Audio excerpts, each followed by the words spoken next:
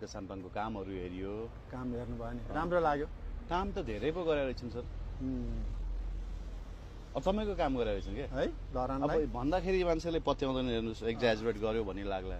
हजुर। तर बगरहरू जुन छ नि सर, त्यो बर्खे भेलले कटान गरेका बगरहरूलाई त उनले स्वर्ग पो बनाउँदो रहेछन् क्या। एउटा बगरमा बेसार कारखाना, अर्को बगरमा साबुन कारखाना, अर्को बगरमा बहुभाषिक पार्क, अर्को बगरमा यता खानेपानीको ट्याङ्की, अर्को बगरमा यता श्रम संस्कृति पार्क, यता ज्येष्ठ नागरिक पार्क, अर्को रक गार्डन। जङ्गलमा शुद्ध तरकारी लगाएर सबैले चाहिँ गाउँले तरकारी त होइन, फलफुलहरू लगाएको तर चोर्दैछन्।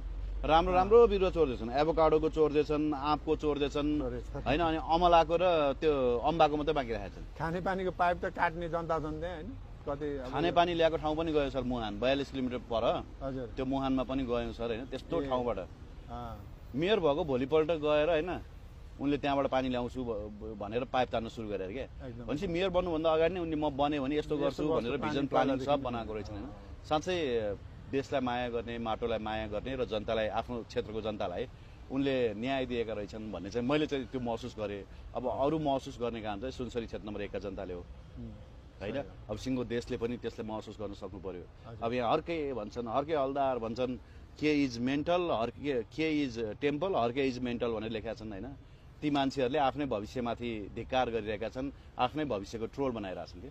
यस्तो छ हर्कजीको एउटा दुईटा कुराहरू मलाई अब समग्रमा राष्ट्रवादी कुरा, राष्ट्रवादी मान्छे यस्तो क्या सर, म यहाँ अलिकति कन्ट्राडिक्सन राखेँ ल। हजुर। मान्छेले के भने चिल्लो बोल्नेहरू राष्ट्रवादी, मिठो बोल्नेहरू राष्ट्रवादी भनियो। जहिले पनि ढाका टोपी अनि दौरा सुरुवाल लाउनेले नै देश बेचे। त्यो पनि हो। ढाका टोपी र दौरा सुरुवाल लाउने ठाउँमा नपुग्नेले देश आजसम्म कहिले पनि बेचेन। चिल्लो नबोल्नेले आजसम्म देश कहिले पनि बेचेन क्या।